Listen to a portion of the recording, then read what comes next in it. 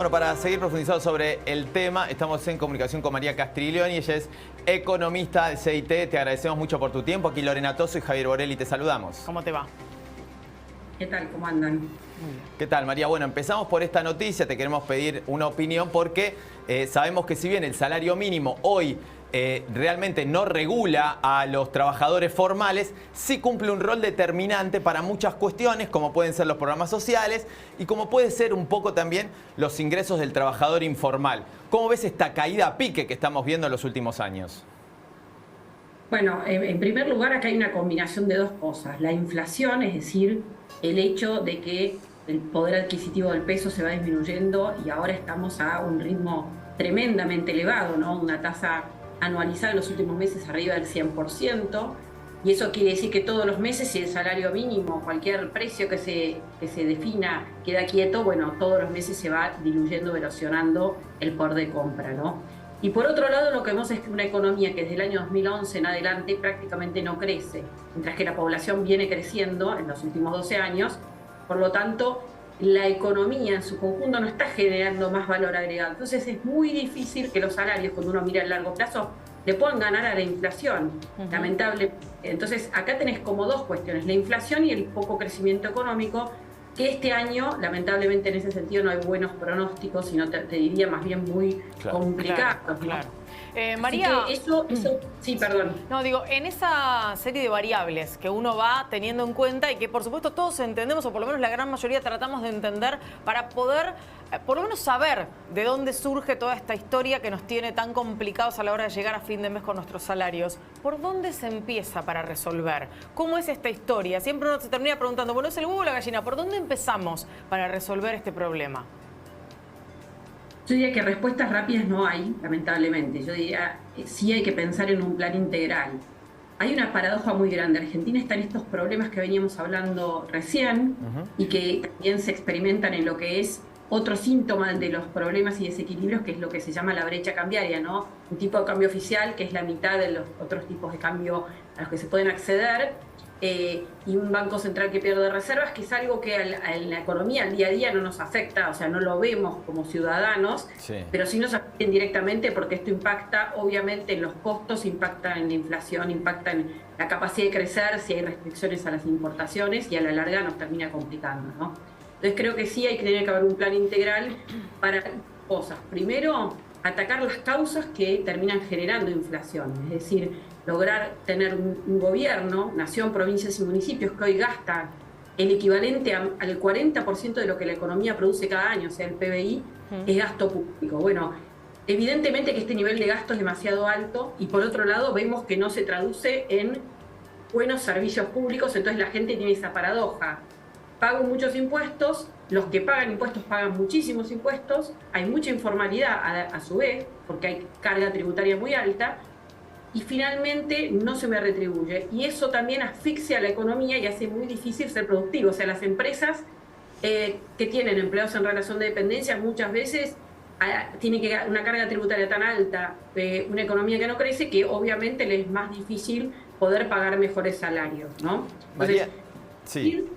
El tema fiscal es un punto, pero tiene que haber un plan. ¿Qué queremos que haga el Estado? ¿Qué tamaño tiene que tener? ¿Qué impuestos tienen que haber?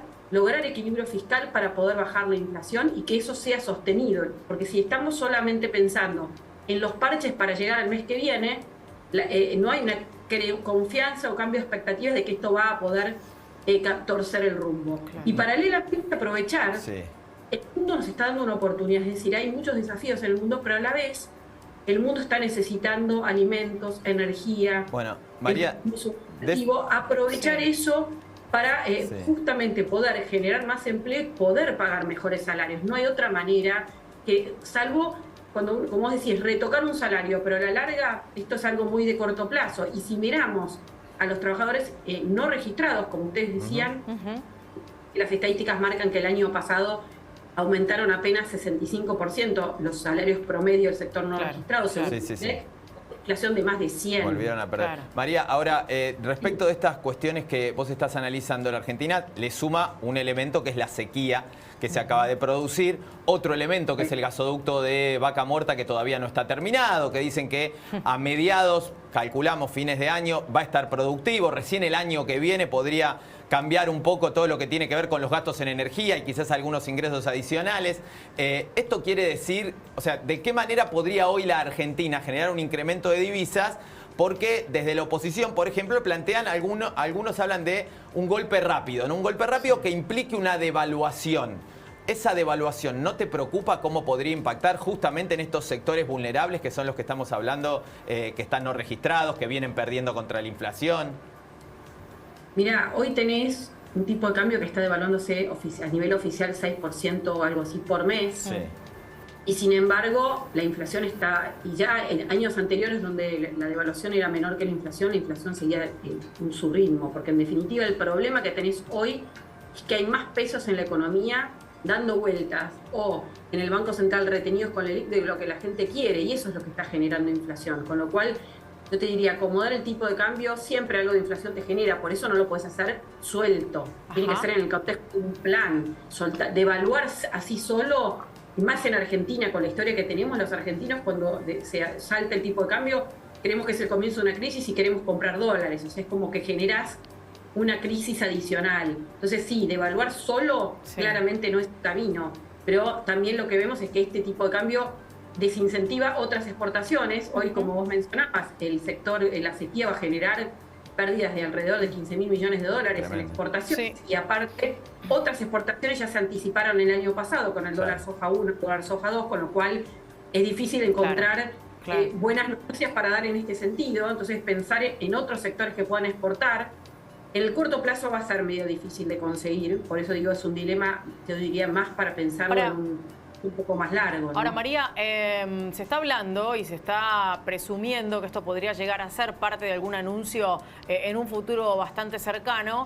Alguna sugerencia de Antonio Aracre, el nuevo asesor del presidente Alberto Fernández, un hombre que viene de la actividad privada y que plantea la idea de empezar a manejar algunos dólares diferenciales para las economías regionales, un poco al modo del dólar soja 1 y 2, y también pensar en la cuestión del desdoblamiento cambiario. Digo, ¿qué observación tenés sobre esto y cómo debiera resolverse la historia de no saber exactamente con qué dólar nos estamos manejando cada vez que tenemos que llevar adelante una transacción en Argentina? Bueno, es una muy buena pregunta. La verdad es que tener cada vez más tipos de cambio genera un problema enorme, ¿no? Porque lo mismo está pasando con otros precios, tarifas o mismo los precios que cuando uno va al supermercado. Cada producto tiene, además de que se mueve mucho por la inflación, tiene muchos precios diferentes según a dónde vas a comprar, qué vas a comprar. Lo mismo pasa con el dólar, ¿no? Según qué operación vas a hacer, es un tipo de cambio diferente. Eso obviamente que no ayuda. Y hacer tipo de cambio diferenciales es una forma de generar más confusión. Sin embargo, en el corto plazo sirvió el año pasado para generar un poco más de dólares, pero también trae otros problemas. El diferencial, si vos solamente subís el dólar para algunos sectores que exportan, estás diciendo que el Banco Central va a comprar esos dólares, o sea, le va a dar pesos a un tipo de cambio más alto que el que vende. Por eso es una manera de emitir pesos. Es un problema también de cara a la inflación. Claro. Soluciona el problema de las reservas sin pensar que no hay un techo, pero te genera otros problemas, lo que se llama sábana corta. Entonces, yo diría, pensando en un plazo muy corto, es probable que el gobierno vaya a renovar esas medidas. El problema es que tenés menos efectividad que lo que fue el dólar soja 1, que tuvo un éxito muy grande, pues ya queda menos stock. Y las economías regionales son muy importantes en términos de empleo, pero menos representativas en términos de las divisas que aportan en términos de exportaciones.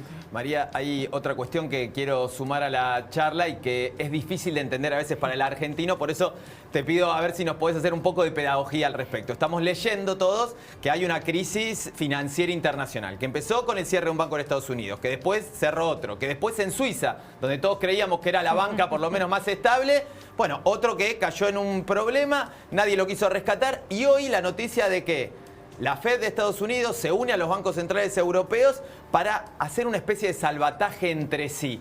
¿De qué manera esto, por eso te digo que hay un pasaje largo para hacer, puede afectar a la Argentina, sobre todo para el que está viendo y que piensa, ¿esto puede llegar a influir en mi bolsillo de alguna manera?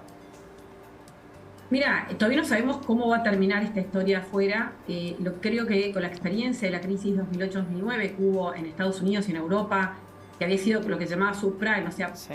había colapsado porque habían subido mucho el impago de préstamos de gente con poca calificación crediticia. Claro. Bueno, ahora hay otro tipo de problemas que tienen que ver con básicamente la fuerte suba de tasas que hizo la Reserva Federal para frenar la inflación, que le hizo rápido, y habían algunos bancos que tenían invertido mucho de lo que captaban de depósitos en esos bonos que bajan. Cuando sube la tasa, baja el precio. Sí. ¿no? Claro. Se fueron a rescatar y creo que las decisiones que han tomado, que parecen muy fuertes, Sí. me parece que buscan anticiparse a que esto no se generalice, que no empiece a haber pánico en los depositantes, porque ningún sistema financiero del mundo, por más creíble que sea, Sí. puede absorber si toda la gente que tiene su dinero depositado lo quiere ir a rescatar. Claro, Porque obviamente claro. los bancos intermedian, Sí. captan depósitos Claro, y ahora, prestan. Eso es una corrida en los bancos que uno no pensaba Claro. que podía haber corridas, ¿no? Claro, Estados tal Unidos, cual. Europa. Y en realidad es una corrida en bancos puntuales y muy pocos todavía. Pensemos que los sistemas financieros en Sí. Europa y Estados Unidos son enormes. En Argentina apenas representan Ahora- el 10% del PBI, allá mucho más del 100%.